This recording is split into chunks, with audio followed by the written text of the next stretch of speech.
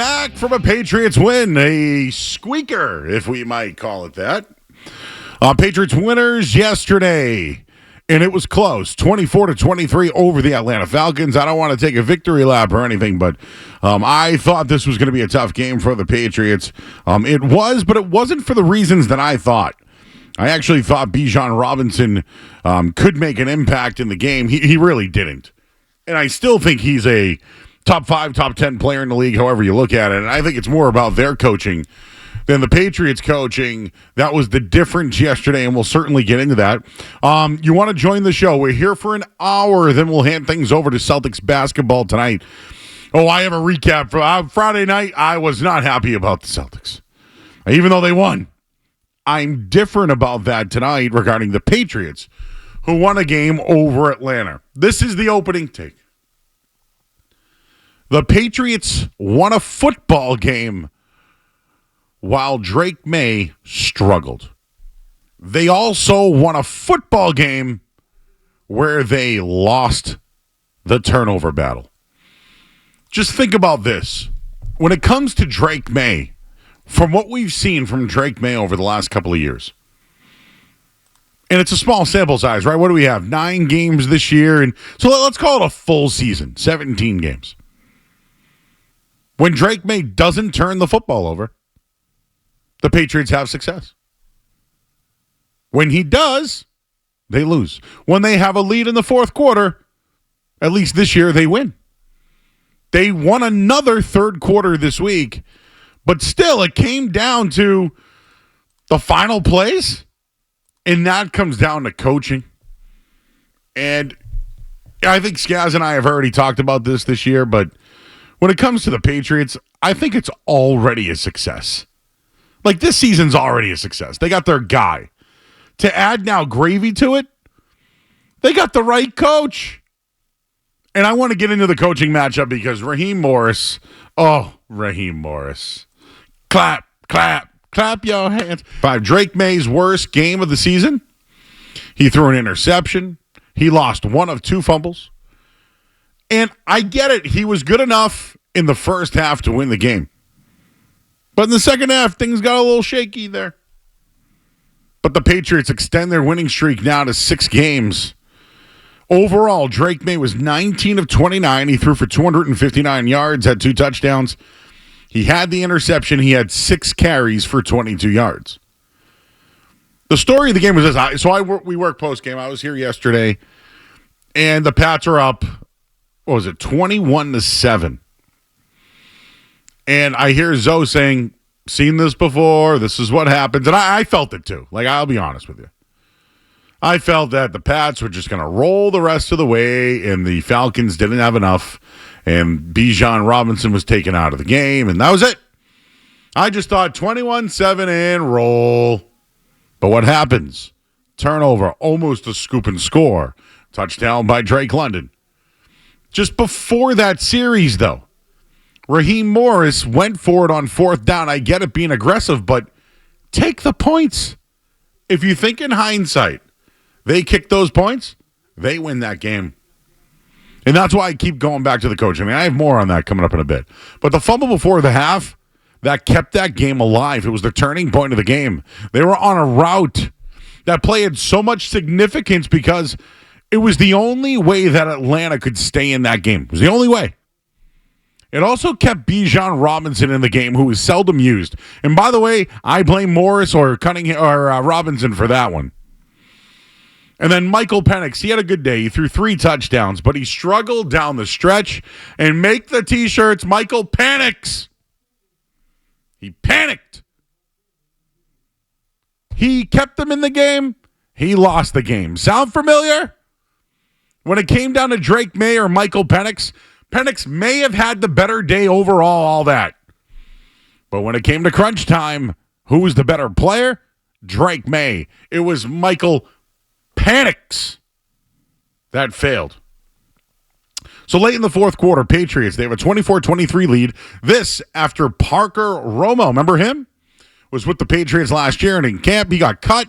They keep Borregales, misses the extra point. But late in the fourth quarter, Patriots hanging on. They punted to the Falcons. I hated it. I hated the drive by McDaniels. I thought the play calls were terrible. And I'm starting to wonder what's going on here. There was a defensive stand. They forced a punt to give the ball back to the Patriots at their own 18-yard line with a minute and 53 left in the game. Patriots ran the ball twice. They picked up 5 yards. Falcons ate up their timeout. And then Drake Maye closed it out with a 17-yard completion to Hunter Henry. Victory formation. Bing, bang, bang, boom. 24-3 victory. That's the story.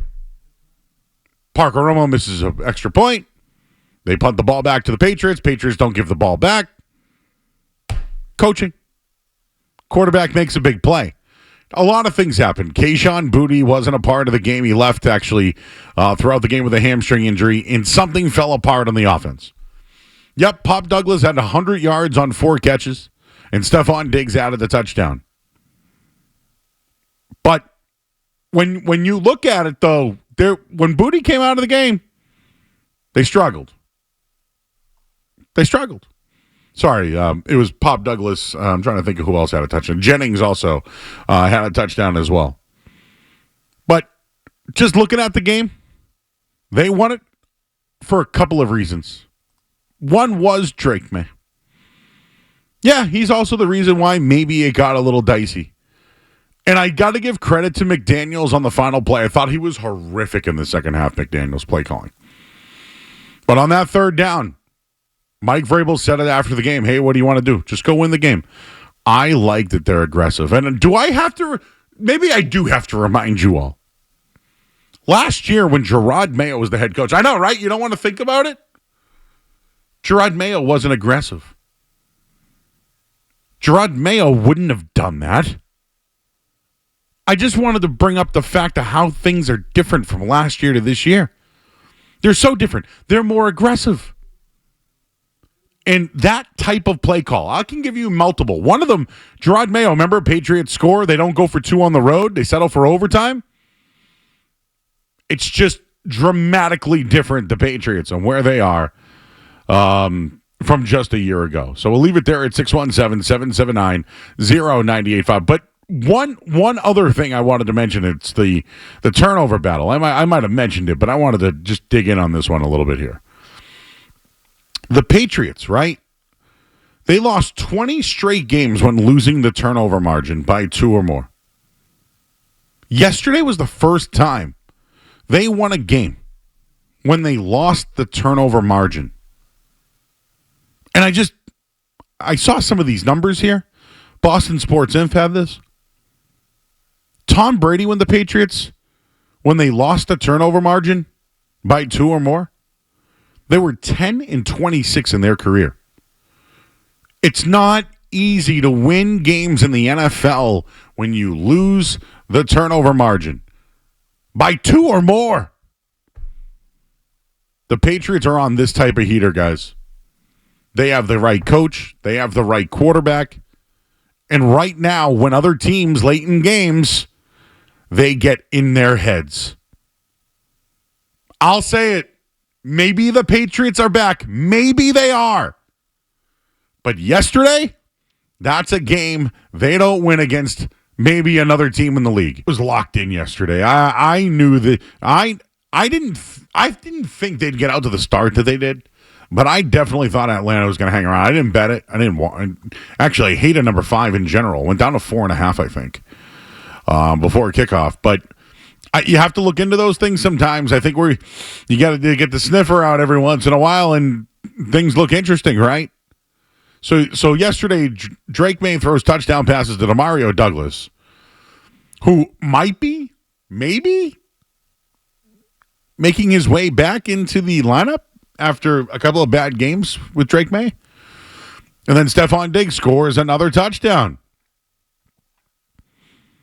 And they might have to do a little bit more now because Kayshon Boutte could be missing some time. We'll get into that in just a little bit. Your thoughts at 617-779-0985. I did think Atlanta would hang around, but it was more about them coming off that embarrassing loss to the Miami Dolphins. Like, you lose to the Dolphins, and then you watch what the Dolphins do on Thursday Night Football. I always thought Atlanta would come back, but I'm starting to look at Atlanta and say, wow, I'd be pissed if I was a Falcons fan. If I worked on Atlanta radio today, I'd be crushing Raheem Morris. And there were a couple of times where I thought Zach Robinson had some really nice play. I mean, Drake London getting those matchups on Marcus Jones. I don't necessarily blame Marcus Jones. That's a mismatch. That's mouse in the house, right? But it was more about them coming off that embarrassing loss. They needed to get Bijan Robinson going, and the Patriots once again held a rusher under 50 yards. 9 straight games, that's unheard of. And I wonder if it's been done, anybody who's out there. But, was it Michael Penix versus Drake Maye? Penix to Drake London really worked out. But the difference in this one was the coach and the quarterback. Vrabel and Maye were better than Penix and Morris. I feel Morris should have taken the points on the early 4th down. And the penalties on Michael Penix, it was all on display. And do I have to remind you? Yeah, I will. They chose Raheem Morris over Bill Belichick. Raheem Morris they brought back, who was once an interim coach. The trend in the league was get a defensive-minded coach and bring in a young, hotshot offensive coordinator. Zach Robinson was a guy that I wanted here for the Patriots. He's part of the McVay tree. It's not working with Raheem Morris, everybody. There's talent on that team. So you look at the talent differential between them and the Patriots, it was real. Patriots had the better coaching and the better quarterback. And quite frankly, the better team. Yes, the Patriots escaped. But if you're a Falcons fan today, they choked that game away. Absolutely. Think of these numbers. Listen to these numbers. The Falcons had 6 sacks, 2 takeaways. They didn't turn the ball over. They got 3 touchdowns by their quarterback and star receiver.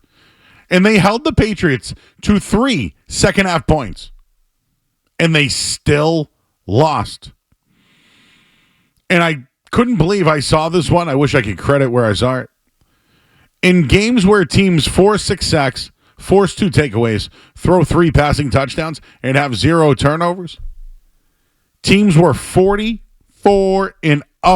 in those situations since 1964. The edge was Vrabel, Josh McDaniels, and Drake Maye.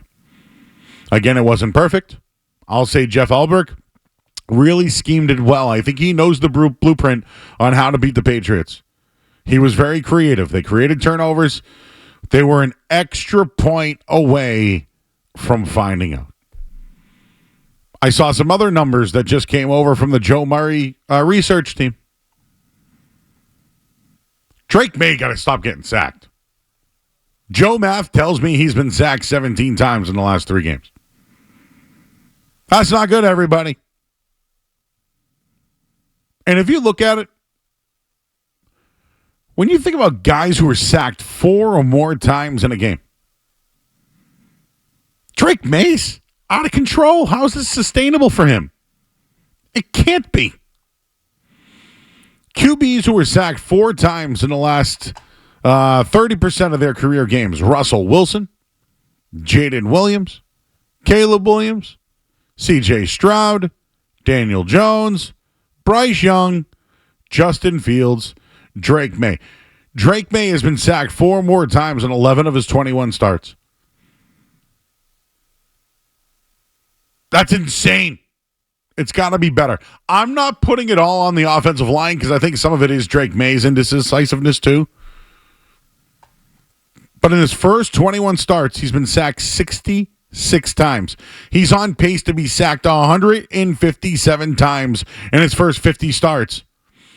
Do you know who those quarterbacks are that have been sacked 120 plus times in the first 50 starts? Jim Plunkett. Sound familiar? Russell Wilson, Geno Smith, Joe Burrow, David Carr. 1, 2, 3 out of 5 of those have been to Super Bowls. 2 out of the 5 have won. Drake Maye's close to going to that list. It's not a good thing, by the way. Randall Cunningham was sacked 209 times in 50 career starts, but of course, he's a little bit of a runner. The other thing in this from the Joe Murray research team as well. Prior to yesterday, Drake Maye had an 0-6 record when committing multiple turnovers. He was 0-7 when he lost a fumble. Man, did they find a way to win a game yesterday. I commend him for it.